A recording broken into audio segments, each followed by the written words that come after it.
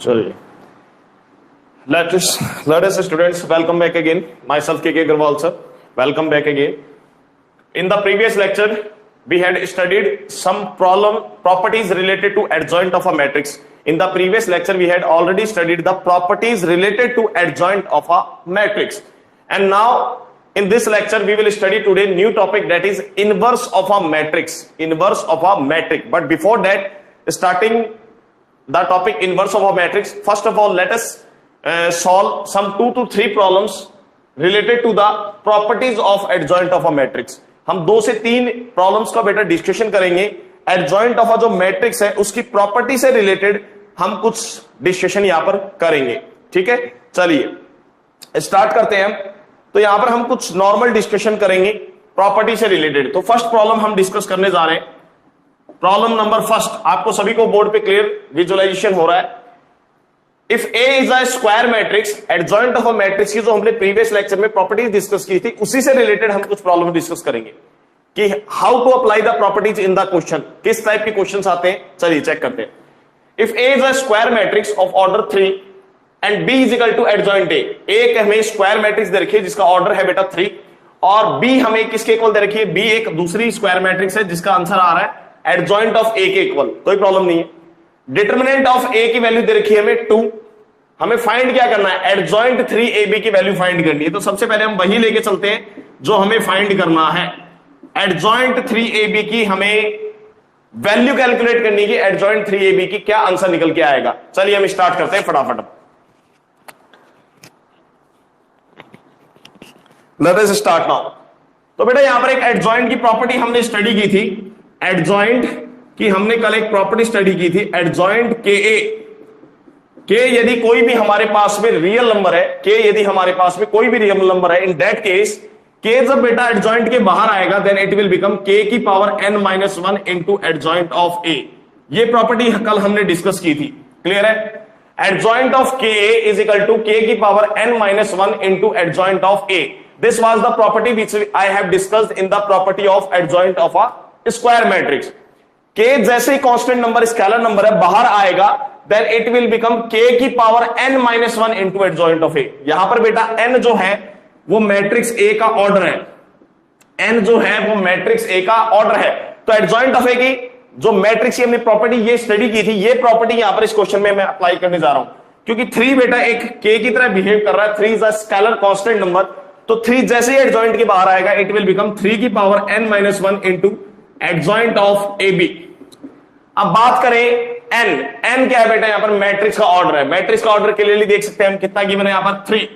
Matrix का order ए matrix का given है, बी मैट्रिक्स का भी ऑर्डर वही होगा क्योंकि बी मैट्रिक्स एडजॉइंट ऑफ ए के इक्वल चल रही है. तो जाइस कॉमन सेंस है कि बी मैट्रिक्स का ऑर्डर भी 3 ही होगा.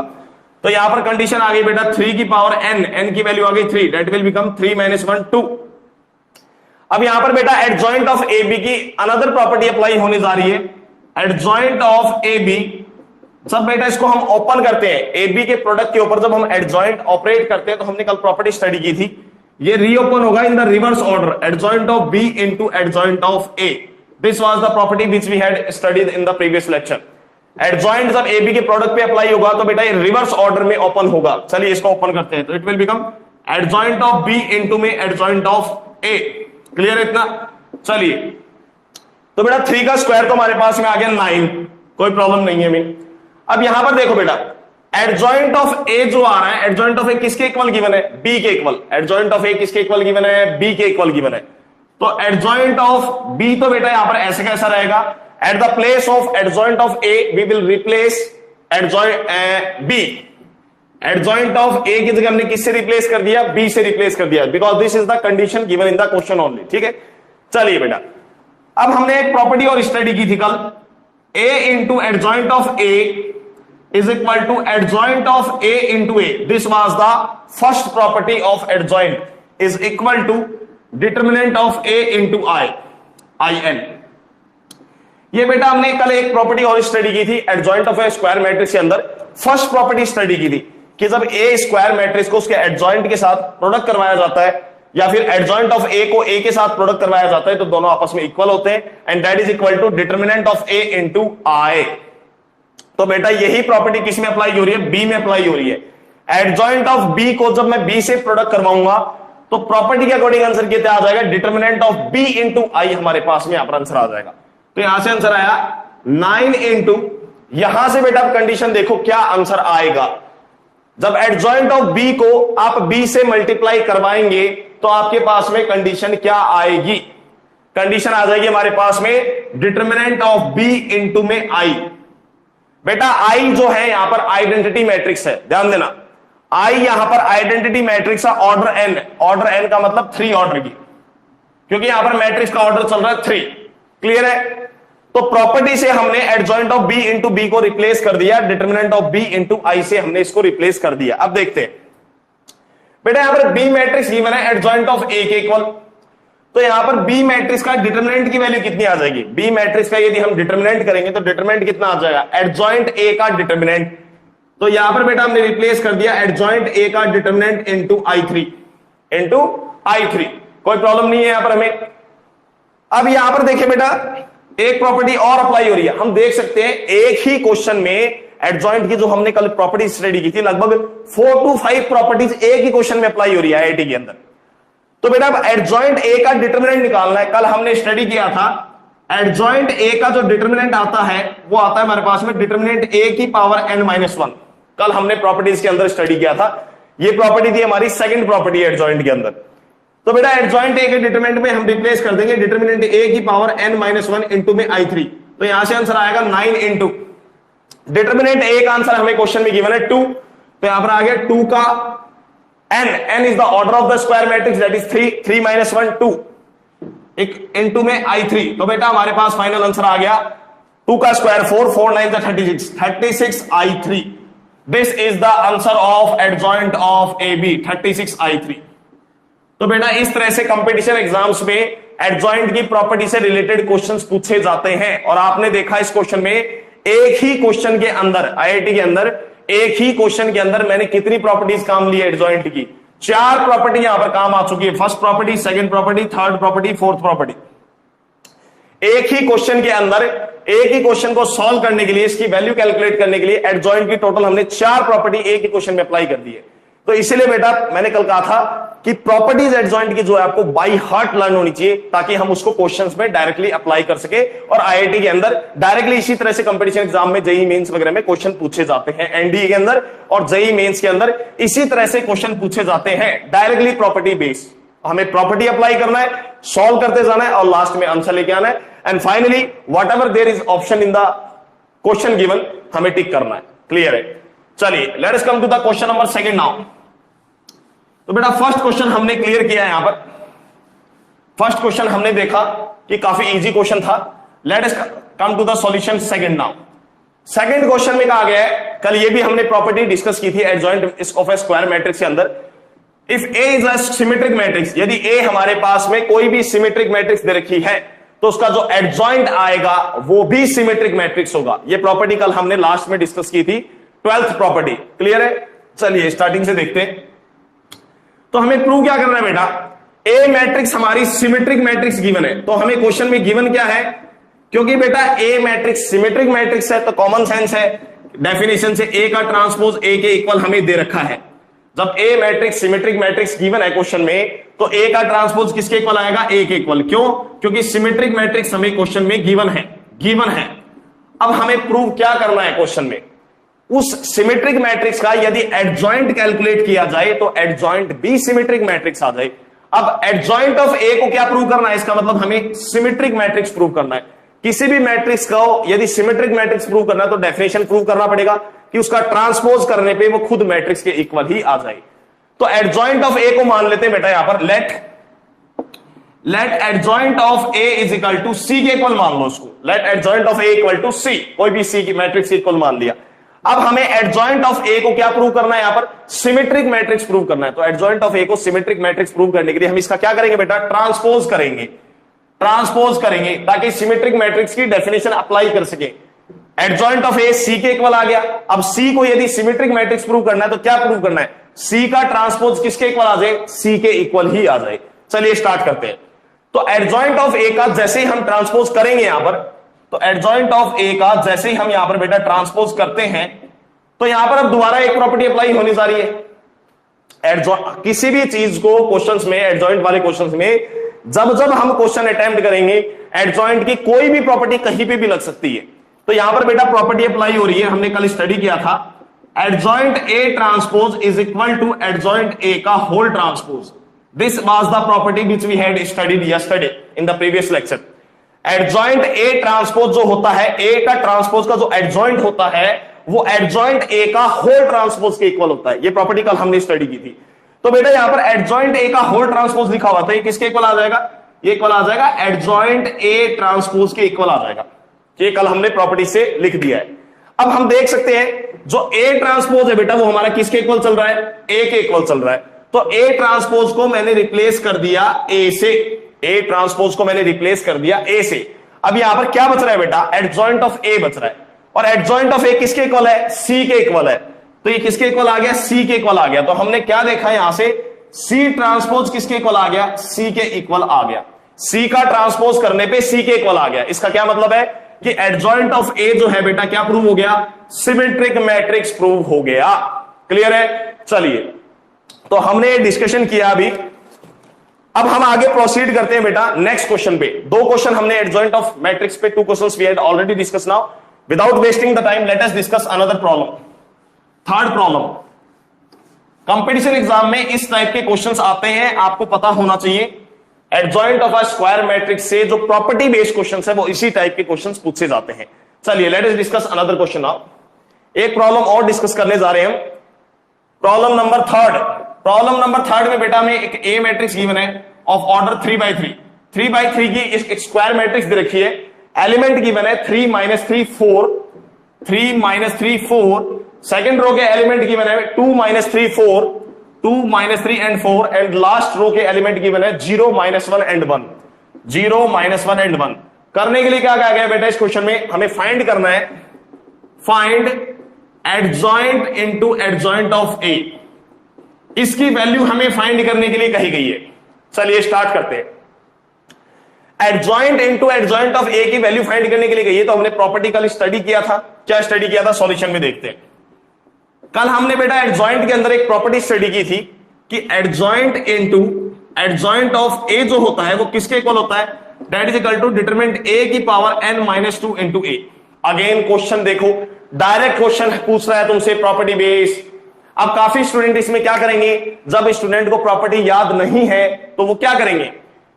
सबसे पहले ए मैट्रिक्स का एडजॉइंट कैलकुलेट करेंगे, करने के बाद में जो स्क्वायर मैट्रिक्स आएगी उसका दोबारा क्या कैलकुलेट करेंगे? एडजॉइंट कैलकुलेट करेंगे। तो बेटा ये तो कंपटीशन एग्जाम में काफी टाइम कंज्यूमिंग हो गया। हमें टाइम को बचाना है तो डायरेक्टली क्या करना है? पेपर में प्रॉपर्टी को अप्लाई करना है यहां पर। अब हम देख सकते हैं बेटा यहां पर हमें सिर्फ और सिर्फ क्या चाहिए? यदि यहां पर ए मैट्रिक्स चाहिए, ए मैट्रिक्स हमें दे रखी है, ए मैट्रिक्स का क्या चाहिए? डिटरमिनेंट चाहिए। एन की वैल्यू हम देख सकते हैं क्या आ जाएगी? एन की वैल्यू हमारे पास में 3 आ जाएगी। तो यहां से आंसर आ गया डिटरमिनेंट 1 इंटू ए, क्योंकि एन मैट्रिक्स का स्क्वायर मैट्रिक्स का ऑर्डर है। तो यहां पर क्लियरली देख सकते हैं हम एन की वैल्यू क्या रिप्लेस करेंगे? 3 रिप्लेस करेंगे। तो एन की जगह जब 3 रिप्लेस करेंगे तो 3 - 2 = 1, that is equal to determinant of A into A. तो ये हमारे पास में आंसर आ गया। अब फाइनली आंसर को सिंप्लीफाई करने के लिए यहां पर किसकी वैल्यू सब्स्टिट्यूट करनी है?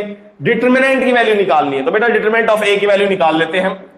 डिटरमिनेंट ऑफ ए, मान लो बेटा मैं इसको एक्सपेंड कर रहा हूं, कोई भी रो के अकॉर्डिंग एक्सपेंड कर लो। चलो आप फर्स्ट रो के अकॉर्डिंग एक्सपेंड कर देते हैं। चलो इसको हम फर्स्ट रो के अलोंग एक्सपेंड कर रहे हैं, जो हमने कल सीखा था प्रीवियस लेक्चर में। तो बेटा यहां पर आएगा 3, फिर हमारे पास में डिटरमिनेंट आएगा इस सब मैट्रिक्स का -3, -1, 4 and 1। यहां पर एलिमेंट रिप्लेस होगा इसके ऊपर। मैंने कल साइन बताया था आपको, साइन चलते हैं अल्टरनेट, प्लस माइनस प्लस। तो बेटा ये वाला एलिमेंट जब लिखा जाएगा इसके ऊपर माइनस साइन ऑपरेट होगा, +3 डिटरमिनेंट। 3 को जैसे लिखा उस रो और उस कॉलम को इवैल्यूएट कर दो तो आंसर बचेगा अपने पास में 2, 0, 4 और 1। ये जो सब मैट्रिक्स बचेगी इसका डिटरमिनेंट आएगा। लास्ट एलिमेंट लिखेंगे हम +4 डिटरमिनेंट। जब 4 लिखा गया है तो उस रो को उस कॉलम को डिलीट कर दो, जो बच गई मैट्रिक्स इसका क्या आएगा? डिटरमिनेंट आएगा 2, 0, -3 और -1। सॉल्व करो बेटा इसको, तो आंसर आ रहा है 3 ब्रैकेट क्लोज, -3 × -3, ये आएगा -4। बेटे यहां पर बचेगा +4। आगे चलते हैं, यहां पर आ रहा है 3 ब्रैकेट क्लोज, यहां पर आएगा बेटा 2 माइनस 0 प्लस का 4 ब्रैकेट क्लोज, प्रोडक्ट करोगे तो आंसर आएगा बेटा -2। सॉल्व करो कैलकुलेशन, तो 4 में से बेटा यहां पर गया 3 1, 3 को मल्टीप्लाई करोगे 3, यहां पर आएगा 3 2 6, यहां पर आएगा 4 2 -8 आ रहा है, तो बेटा यहां पर आ जाएगा -8, तो आंसर आया 9 -8 = 1। तो सभी बच्चों ने देखा डिटर्मिनेंट ऑफ ए की वैल्यू कितनी निकल के आ रही है, 1 निकल के आ रही है। तो हमारे पास में finally adjoint into adjoint of A का हमें आंसर कैलकुलेट करना था। तो बेटा ये फाइनली आंसर किसके इक्वल आ रहा है, determinant of A into A, और डिटर्मिनेंट ऑफ ए की वैल्यू क्या निकल के आई है, 1। तो हमारे पास आंसर कितना आ गया, 1 into A matrix is equal to A. तो ये हमारे पास में फाइनली आंसर आ गया है। तो ये हमारी थर्ड प्रॉब्लम कंप्लीट हुई इनवर्स ऑफ अ मैट्रिक्स। इस पे adjoint of A square matrix की प्रॉपर्टी के ऊपर हमने ये थर्ड प्रॉब्लम डिस्कस कर ली है। चलिए, तो आज के लिए प्रॉब्लम इनफ है, adjoint of properties of A matrix के लिए प्रॉब्लम इनफ है। बाकी आप मॉड्यूल से क्वेश्चंस की प्रैक्टिस कीजिए। चलिए, let us discuss now another topic. आज का जो हमारा मेन टॉपिक है बेटा, वो मेन टॉपिक है इनवर्स। ये तो हमने प्रीवियस लेक्चर पे प्रॉब्लम्स डिस्कस की है। अपना मेन टॉपिक आता है आज का inverse, inverse of a square matrix, inverse of a square matrix. ये अपना मेन डिस्कशन होगा बेटा। स्क्वायर मैट्रिक्स का हमें इनवर्स निकालना है। चलिए स्टार्ट करते हैं। तो सबसे पहली बात, नोट के अंदर ये लिख लीजिए कि किसी भी स्क्वायर मैट्रिक्स का नोट में लिखना है सबसे पहले, किसी भी स्क्वायर मैट्रिक्स का बेटा इनवर्स सिर्फ और सिर्फ तभी डिफाइंड होता है when the given matrix is non singular. किसी भी स्क्वायर मैट्रिक्स का इनवर्स सिर्फ और सिर्फ तभी डिफाइंड होता है, first point, when the given square matrix, when the given square matrix is non singular, non singular. जब given square matrix non singular है, इसका मतलब determinant of A should be not equal to 0। किसी भी square matrix का यदि तुम्हें paper में इनवर्स कैलकुलेट करना है, तो सबसे पहले आप उसका डिटर्मिनेंट की वैल्यू चेक करेंगे। Matrix should be non singular, it means directly means determinant of the given matrix should not be equal to 0। उस स्क्वायर मैट्रिक्स का डिटर्मिनेंट की वैल्यू 0 के इक्वल नहीं होनी चाहिए, तभी हमारा इनवर्स क्या होगा, डिफाइंड होगा। तो ये नोट के अंदर आप सभी बच्चे पॉइंट लिख लेना। When the given square matrix is non-singular, then only inverse of a matrix is defined. Then only inverse of a matrix is defined. तो ये सबसे पहली डेफिनेशन है इनवर्स की, कि किसी भी स्क्वायर मैट्रिक्स का इनवर्स कब डिफाइंड होगा। तुम्हारे माइंड में, सभी स्टूडेंट्स के माइंड में एक क्वेश्चन आना चाहिए कि सबसे पहला क्वेश्चन, क्या हम सभी मैट्रिक्स का इनवर्स फाइंड कर सकते हैं? नहीं फाइंड कर सकते। We only find the inverse of square matrix, first question. Second question तुम्हारे माइंड में आना चाहिए कि क्या मैट्रिक्स, क्या हम सारी स्क्वायर मैट्रिक्स का इनवर्स फाइंड कर सकते हैं? नहीं फाइंड कर सकते। हम सिर्फ उन्हीं स्क्वायर मैट्रिक्स का इनवर्स फाइंड कर सकते हैं जो मैट्रिक्स हमारी कैसी मैट्रिक्स है, नॉन सिंगुलर मैट्रिक्स है। नॉन सिंगुलर की डेफिनेशन हम ऑलरेडी डिस्कस कर चुके हैं। उसके डिटर्मिनेंट की वैल्यू 0 के इक्वल नहीं होना चाहिए।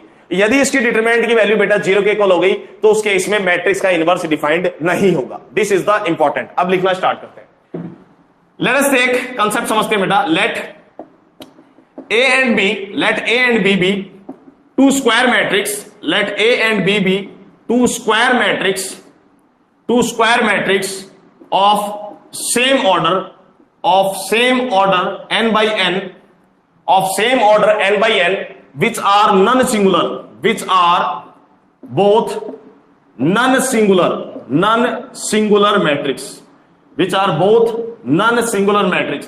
सबसे पहले हमने कोई भी दो मैट्रिक्स ले ली, ए और बी, जिन दोनों की दोनों स्क्वायर मैट्रिक्स है, उनका दोनों का ऑर्डर सेम ऑर्डर है n by n, और वो दोनों की दोनों मैट्रिक्स कैसी मैट्रिक्स है बेटा? नॉन सिंगुलर मैट्रिक्स है। नॉन सिंगुलर का मतलब हुआ डिटर्मिनेंट ऑफ ए भी 0 के इक्वल नहीं होगा, डिटर्मिनेंट ऑफ बी भी बेटा 0 के इक्वल नहीं होगा, तभी तो वो नॉन सिंगुलर होगी।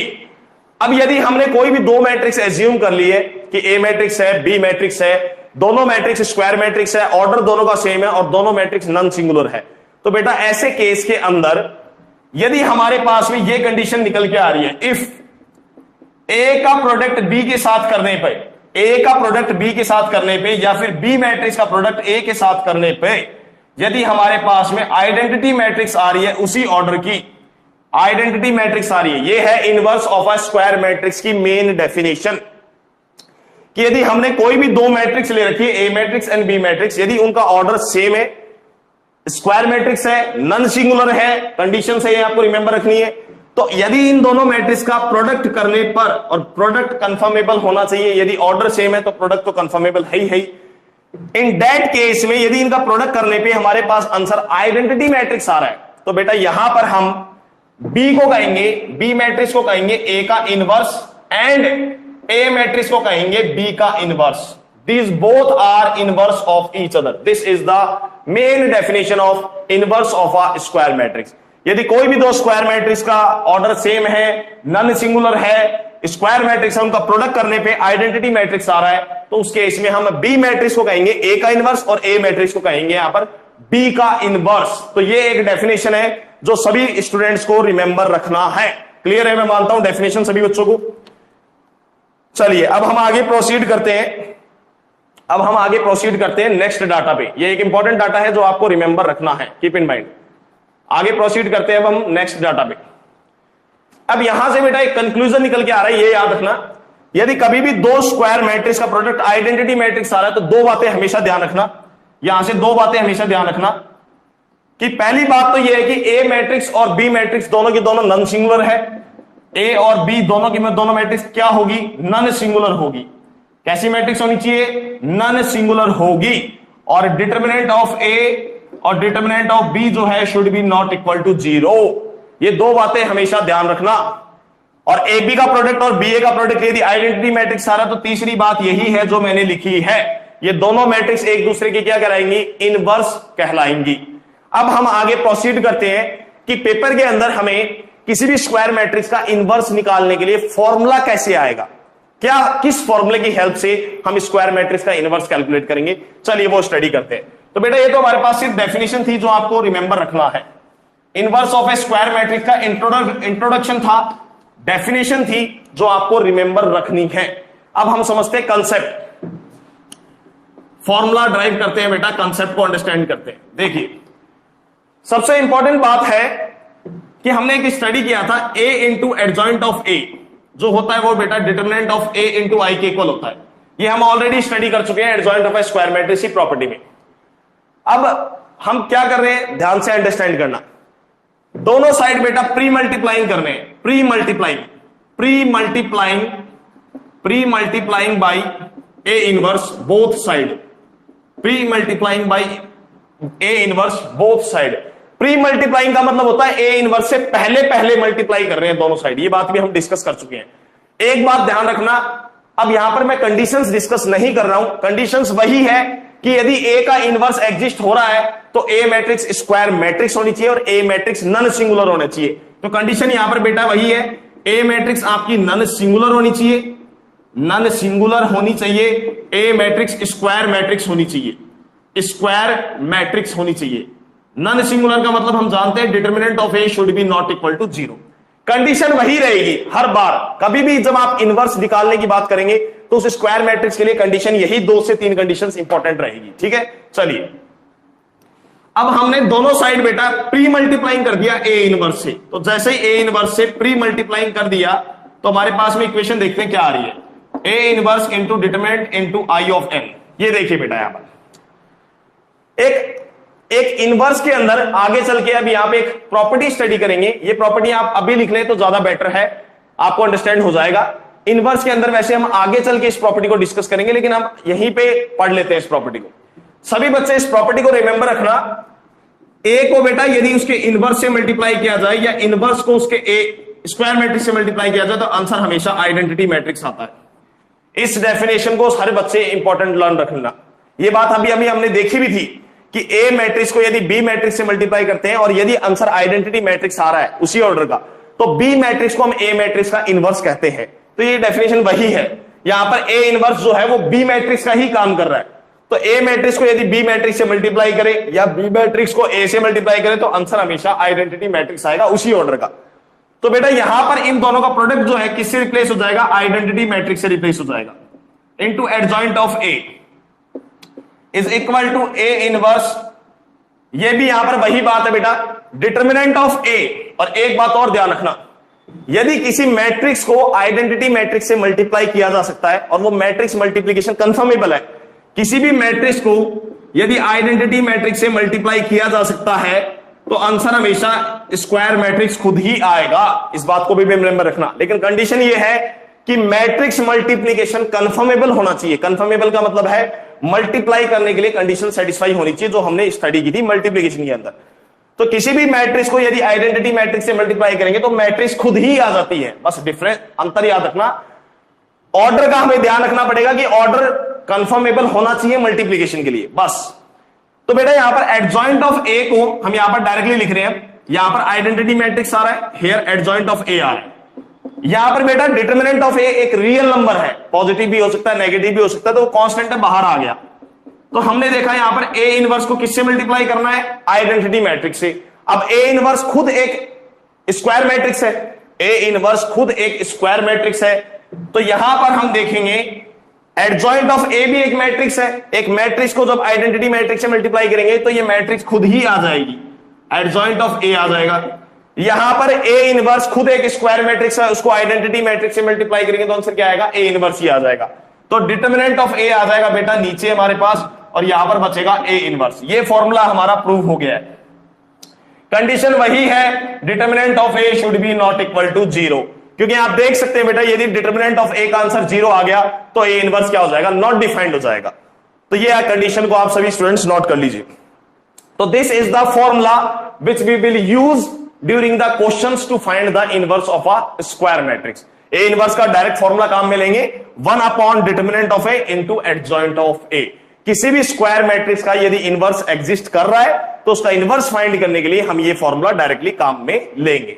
क्लियर है? चलिए नाउ लेट अस, इनवर्स का टॉपिक अपना कंप्लीट हुआ। इंट्रोडक्शन हमने समझा डिटेल में, इनवर्स की डेफिनेशन समझी, हमने फॉर्मूला प्रूव किया कि what is the formula to find out the inverse of a square matrix. Now let us discuss the properties related to inverse of a square matrix. अब हम next topic में discuss करने जा रहे हैं properties. Square matrix का हम discussion करने जा रहे हैं प्रॉपर्टीज के बारे में, कि स्क्वायर मैट्रिक्स की क्या क्या प्रॉपर्टीज होगी। कल हमने डिस्कशन किया था adjoint of A square matrix की 14 से 15 प्रॉपर्टीज, जो आज हमने क्वेश्चंस में अप्लाई की। Now we are going to discuss properties related to inverse of a square matrix. चलिए प्रॉपर्टीज, नेक्स्ट टॉपिक आता है बेटा हमारे पास में प्रॉपर्टीज।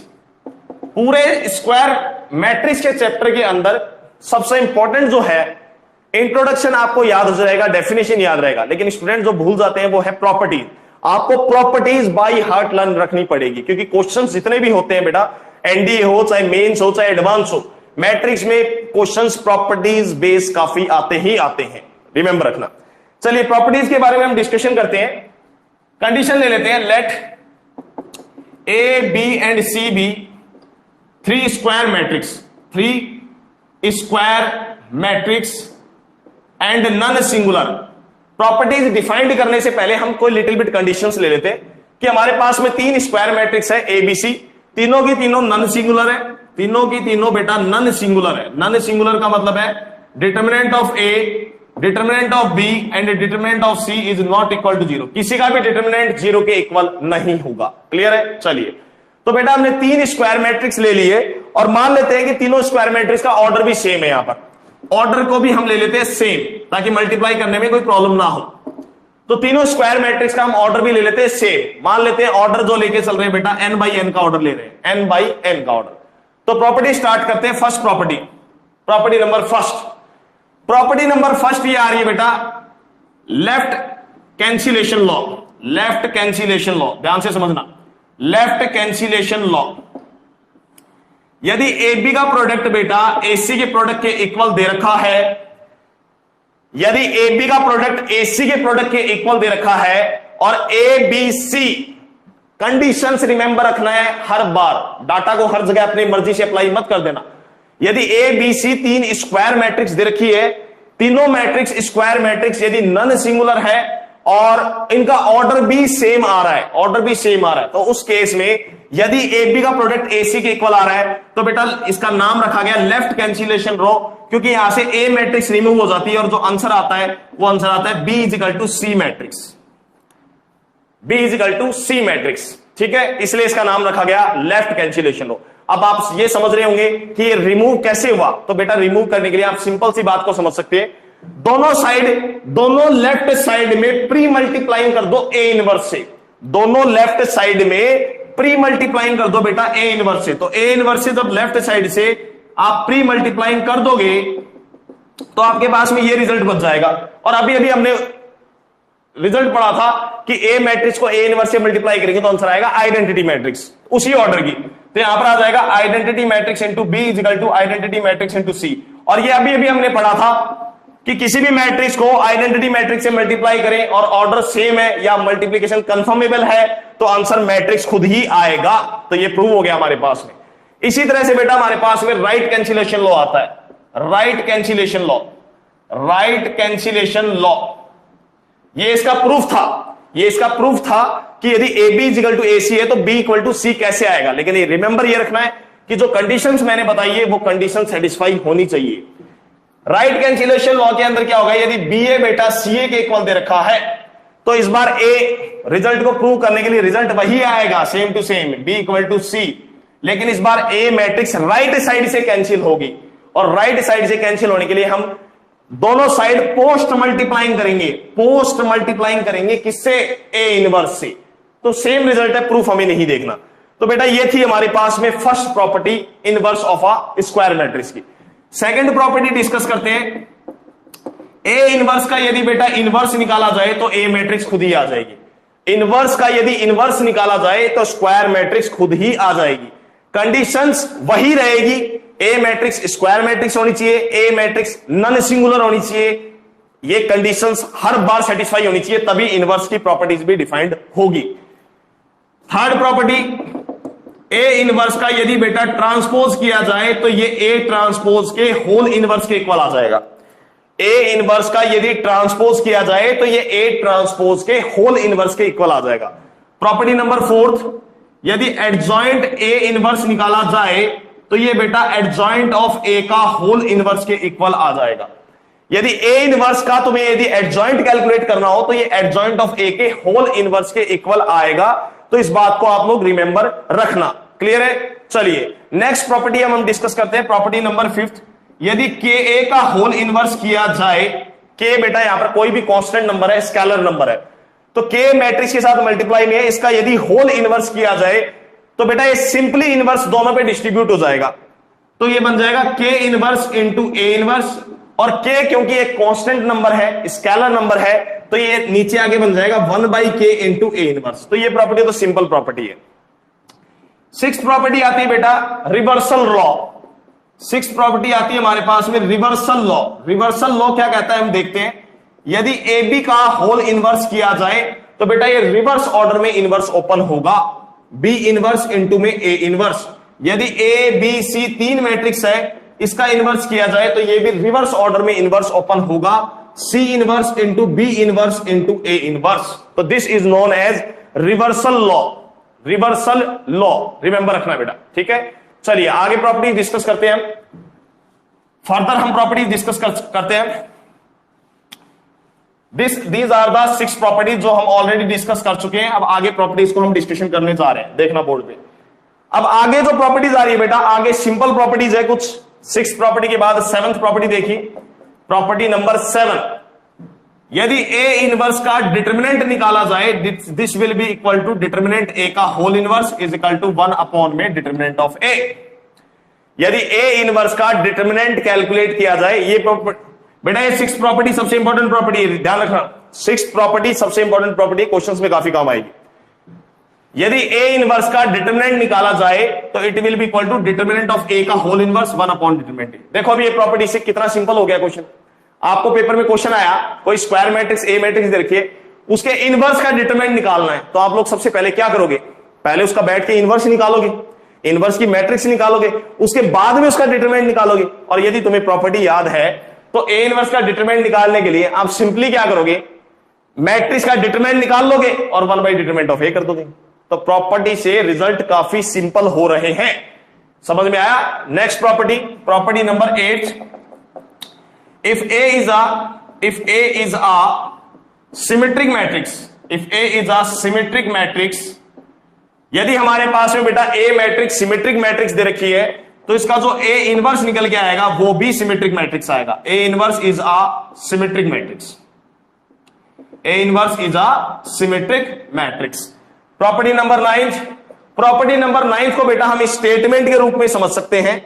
यदि कोई भी स्क्वायर मैट्रिक्स इन्वर्टिबल है, if N E square matrix is invertible, if N E square matrix is invertible, if N E square matrix is invertible, यदि बेटा हमारे पास में कोई भी स्क्वायर मैट्रिक्स इन्वर्टिबल दे रखी है, इन्वर्टिबल का मतलब आप समझ गए, जिसका इनवर्स एग्जिस्ट कर सके, तो यदि कोई भी स्क्वायर मैट्रिक्स इन्वर्टिबल है तो बेटा उसके लिए कंडीशन क्या क्या है?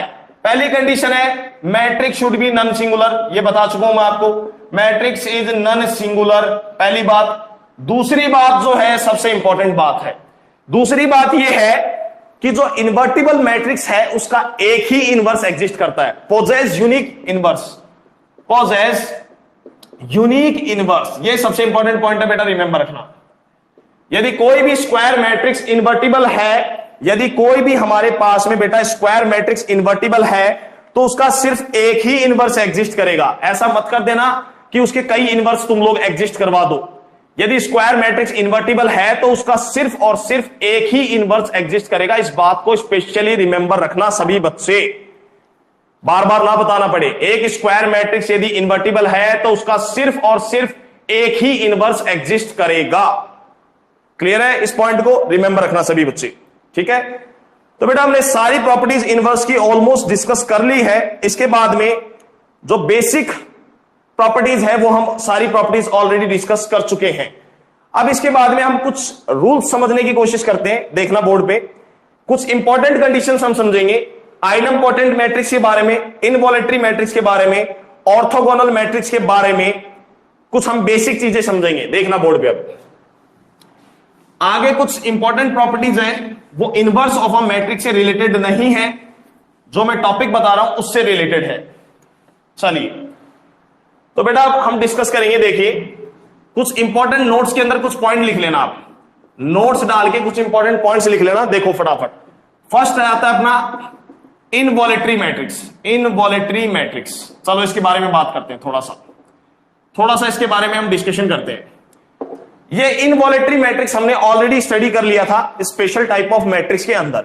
इनवॉलेटरी मैट्रिक्स की डेफिनेशन ये थी बेटा, ए स्क्वायर करने पर आइडेंटिटी मैट्रिक्स के इक्वल आना चाहिए। सही था क्या? आइडम्पोटेंट मैट्रिक्स की डेफिनेशन थी ए स्क्वायर इक्वल टू ए, और इनवॉलेटरी की डेफिनेशन थी ए स्क्वायर इज इक्वल टू आई। चलिए अब यहां पर मान लेते हैं थोड़ी देर के लिए कि ए मैट्रिक्स जो है वो स्क्वायर मैट्रिक्स है। ए मैट्रिक्स कैसी मैट्रिक्स है? स्क्वायर मैट्रिक्स है। ए मैट्रिक्स कैसी मैट्रिक्स है? नॉन सिंगुलर है, नॉन सिंगुलर है। थोड़ी देर के लिए एज्यूम कर लेते हैं कि ए मैट्रिक्स स्क्वायर मैट्रिक्स है और ए मैट्रिक्स नॉन सिंगुलर है।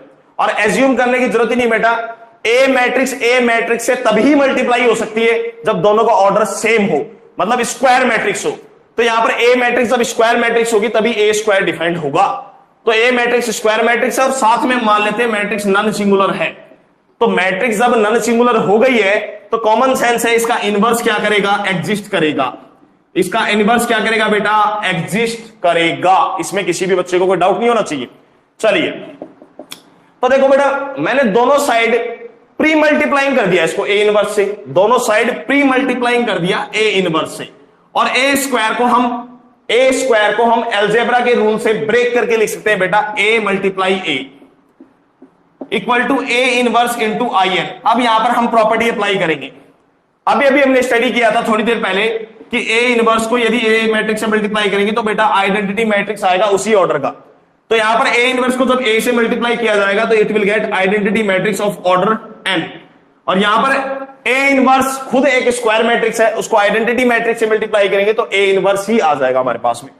ए इनवर्स यहां से ये ए स्क्वायर मैट्रिक्स है, आइडेंटिटी मैट्रिक्स से मल्टीप्लाई होगा, it will gate matrix only. तो हमारे पास में सभी बच्चे कंडीशन देखे, क्या कंडीशन आ गया? ये रिजल्ट निकल के आ गया। ये रिजल्ट आपको याद रखना है, कंपटीशन एग्जाम में पूछा गया है कि इनवॉलेटरी मैट्रिक्स के लिए ए इनवर्स का आंसर क्या आता है। तो ये मैंने आपके लिए प्रूव कर दिया है कि जब मैट्रिक्स होगी तो उस केस में ए इनवर्स किसके इक्वल आएगा? ए के इक्वल आएगा। तो सभी बच्चे इसको रिजल्ट के रूप में याद रखें आज से। कंपटीशन एग्जाम में डायरेक्टली पूछा गया है। सेकंड लेते हैं बेटा यहां पर idempotent matrix. Idempotent matrix, idempotent matrix. अब आइडम्पोटेंट मैट्रिक्स की डेफिनेशन पहले लिखते हैं। आइडम्पोटेंट क्या होता है? A square should be equal to A.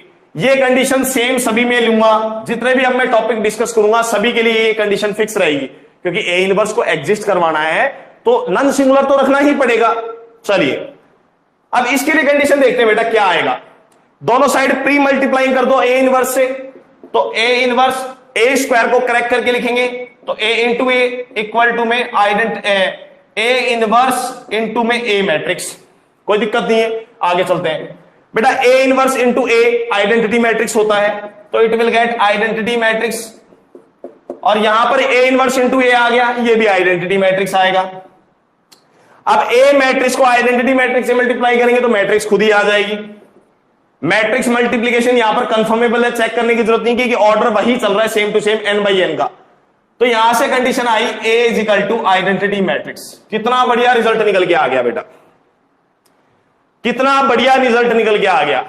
Result ये बता रहा है कि यदि मैट्रिक्स आइडम्पोटेंट मैट्रिक्स है, आइडम्पोटेंट मैट्रिक्स है और यदि ए स्क्वायर ए के इक्वल ही आ रहा है और इस केस में यदि ए का इनवर्स भी एग्जिस्ट कर रहा है तो ऐसा तभी पॉसिबल है जब ए हमारी आइडेंटिटी मैट्रिक्स होगी। इनवॉलेटरी के केस में रिजल्ट निकल के आया था A inverse is equal to A. तो बेटा ये रिजल्ट है, इनको याद रखो, कंपटीशन एग्जाम में सीधे क्वेश्चन रिजल्ट के ऊपर ही आते हैं।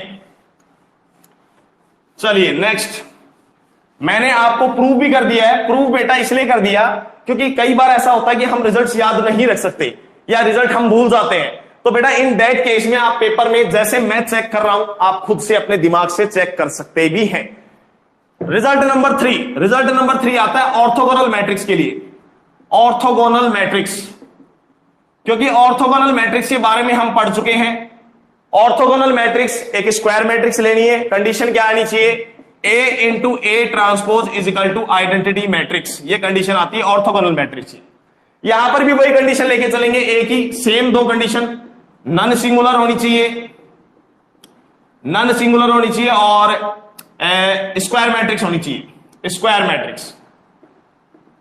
और डिटरमिनेंट ऑफ ए जो है बेटा 0 के इक्वल नहीं होना चाहिए। ये तीन कंडीशन, 2 से 3 कंडीशन हमें लेके चलनी ही पड़ेगी क्योंकि हमें यहां पर ए इनवर्स को डिफाइंड करना है। तो यहां से ए इनवर्स क्या कर जाएगा बेटा? एग्जिस्ट कर जाएगा, ए इनवर्स विल एग्जिस्ट। तो यहां पर देखें आप, ये कंडीशंस लेने के बाद में दोनों साइड प्री मल्टीप्लाइंग कर दो बेटा ए इनवर्स से। तो ए इनवर्स से जैसे ही आप दोनों साइड प्री मल्टीप्लाइंग करोगे तो आंसर आ गया A inverse into I N. यहां देखो A inverse into A, this will be identity matrix I into A transpose is equal to A inverse को आइडेंटिटी मैट्रिक्स से मल्टीप्लाई करोगे तो ए इनवर्स ही आ जाएगा। यहां से कंडीशन निकल के आया ए ट्रांसपोज, बेटा ए ट्रांसपोज करने पे भी तो एक स्क्वायर मैट्रिक्स ही आएगी यदि मैट्रिक्स स्क्वायर मैट्रिक्स लेके चल रहे हैं तो ए ट्रांसपोज को आइडेंटिटी मैट्रिक्स से मल्टीप्लाई करेंगे तो रिजल्ट क्या निकल के आया? A inverse is equal to A transpose. देखिए कितना बढ़िया रिजल्ट आ गया।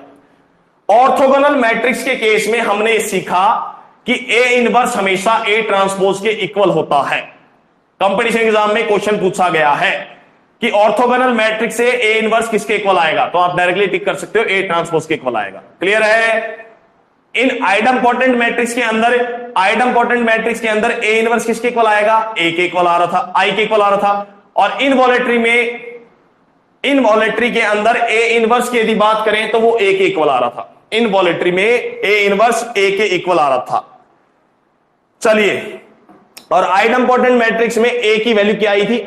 आइडेंटिटी मैट्रिक्स निकल के आई थी। तो ये रिजल्ट है जो आपको रिमेंबर रखने हैं, और भूल भी जाओ तो आप खुद से चेक कर सकते हो। लास्ट एंड फाइनल रिजल्ट मैं काम में लेने जा रहा हूं अब आपका, रिजल्ट नंबर 4। इसी के साथ इनवर्स का टॉपिक अपना खत्म हुआ। क्वेश्चंस करेंगे डिस्कस अभी जल्दी।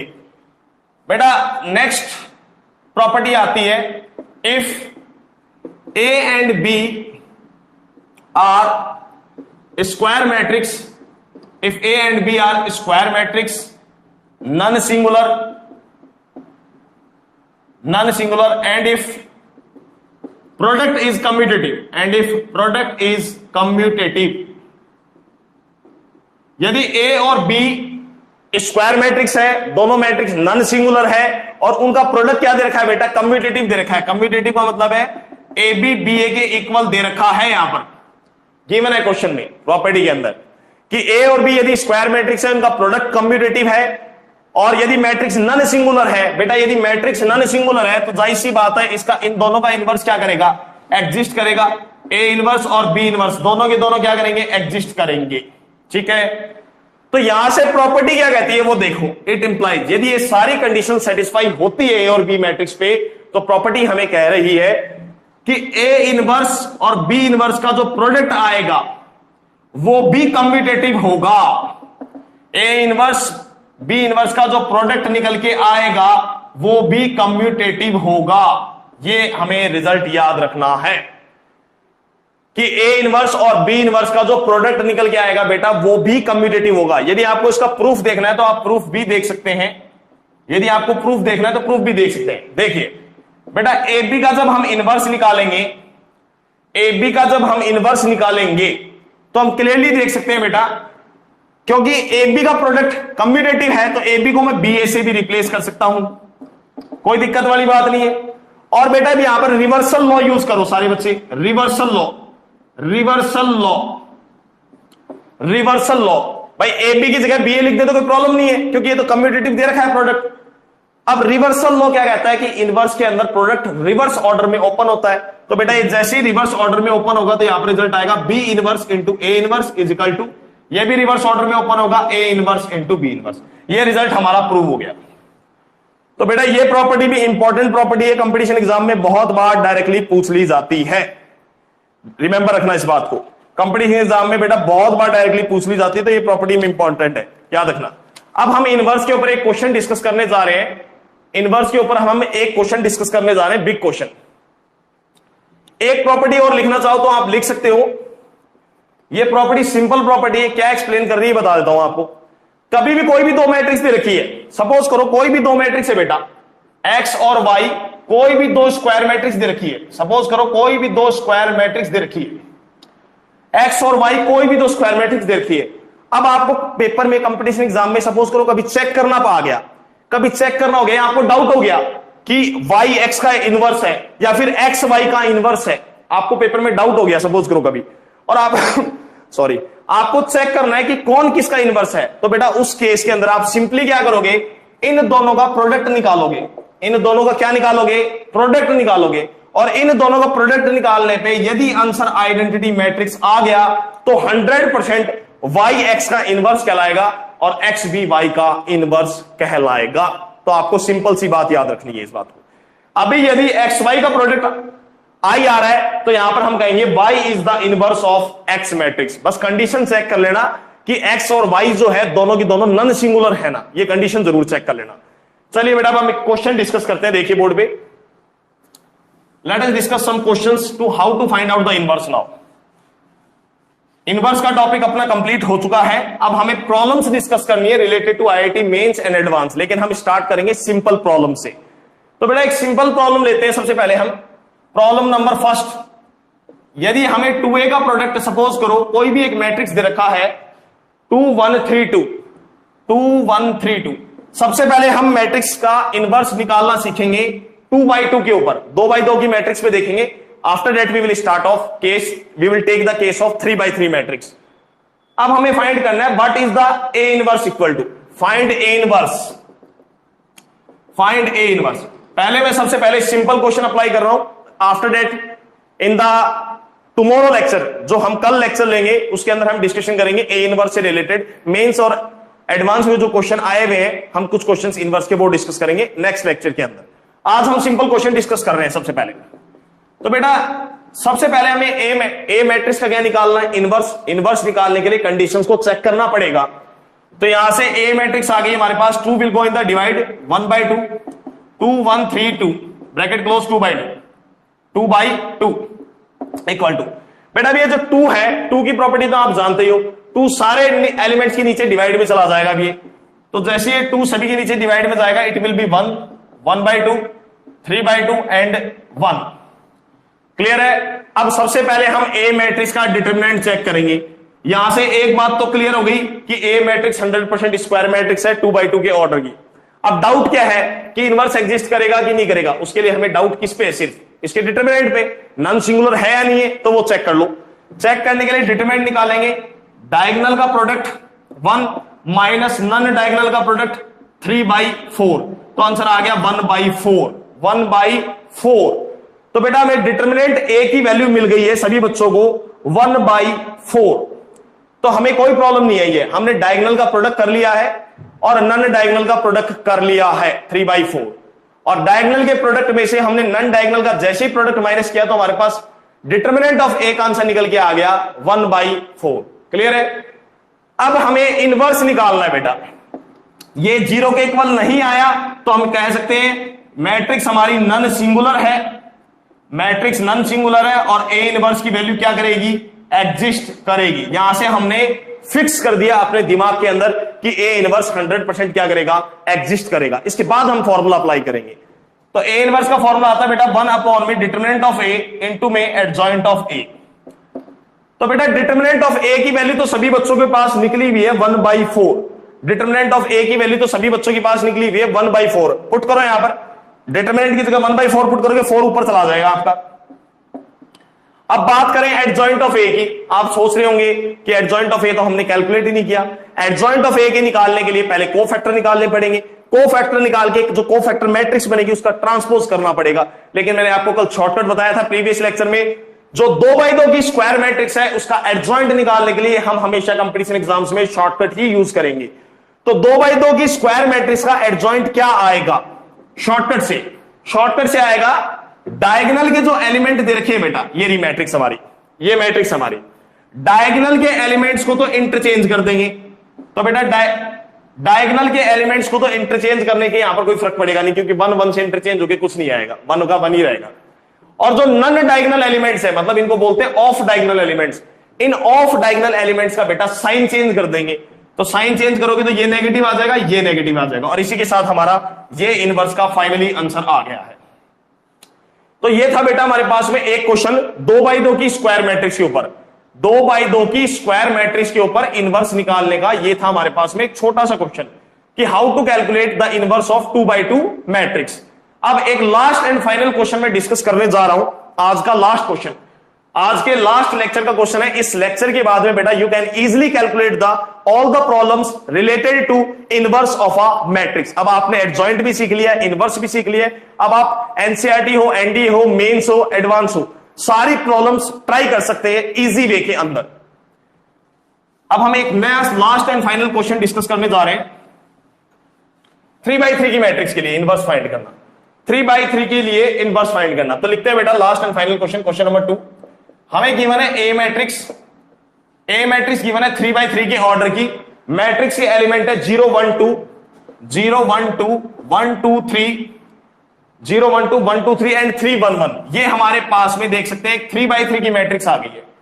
अब हमें क्लियरली ये मैट्रिक्स बेटा स्क्वायर मैट्रिक्स है, स्क्वायर मैट्रिक्स है तो इसका इनवर्स निकल जाएगा। बस डाउट किस पे है कि मैट्रिक्स नॉन सिंगुलर है या नहीं है, तो वो चेक कर लो। नॉन सिंगुलर के लिए क्या करोगे भाई, R1 रो के अकॉर्डिंग इसको एक्सपेंड कर दो और इसका डिटरमिनेंट निकाल लो। तो 0 को तो रखना नहीं है, क्योंकि 0 को रखेंगे तो 0 हो जाएगा, साइन चेंज कर लेंगे plus minus plus. First row क्या लोग एक्सपेंड करेंगे तो 1 को रखेंगे तो -1 आ जाएगा, ब्रैकेट क्लोज।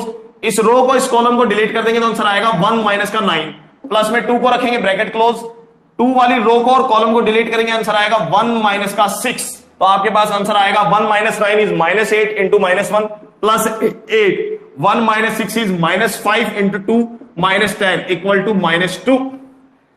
तो बेटा हमारे पास में डिटरमिनेंट की वैल्यू निकल के आ गई -2 which is not equal to 0। तो हमारी मैट्रिक्स कैसी मैट्रिक्स हो गई, नॉन सिंगुलर। हमारी मैट्रिक्स नॉन सिंगुलर हो गई, इसका मतलब हो गया कि ए इनवर्स की वैल्यू क्या करेगी, एग्जिस्ट करेगी।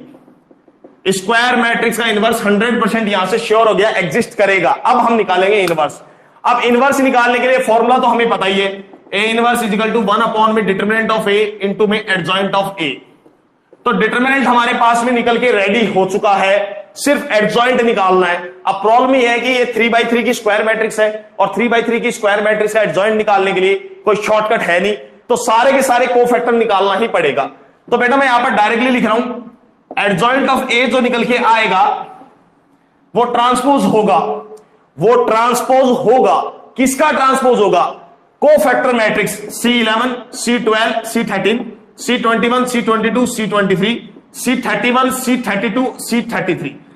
आपको हर एक एलिमेंट का सबसे पहले क्या निकालना पड़ेगा बेटा? कोफैक्टर निकालना पड़ेगा।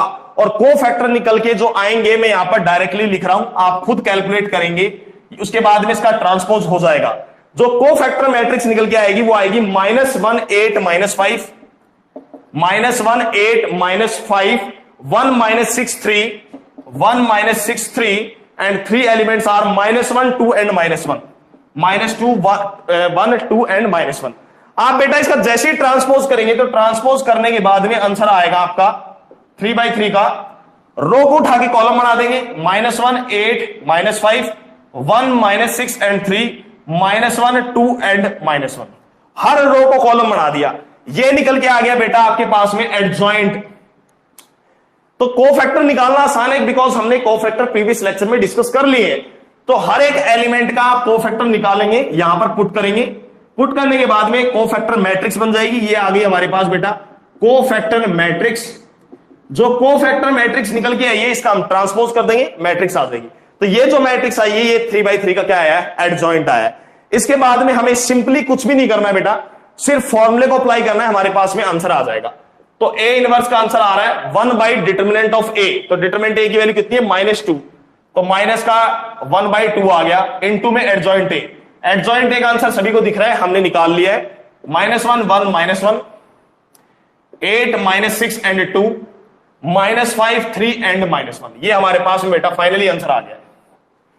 इसको फर्दर आप डिवाइड में भेज के एलिमेंट के नीचे डिवाइड में भेज के सॉल्व सिंप्लीफाई करना चाहे तो कर सकते हैं। वो डिपेंड करेगा ऑप्शन के अंदर कि ऑप्शन क्या दे रखा है कंपटीशन एग्जाम में, उसके अकॉर्डिंग इसको हम फर्दर सॉल्व कर लेंगे। चलिए बेटा, today our inverse topic has been completed now and questions भी हमने डिस्कस किए, प्रॉपर्टी भी काफी डिटेल में हमने डिस्कस किए। Now you all the students learn the properties of adjoint as well as inverse by heart. समझ के लर्न करना है and apply in the questions also now. Now tomorrow in the next lecture we will discuss some problems related to mains and advanced based on the topic adjoint and inverse, and after that we will start our new topic, that is system of simultaneous linear equation in 2 to 3 variable, right? Okay students, thank you.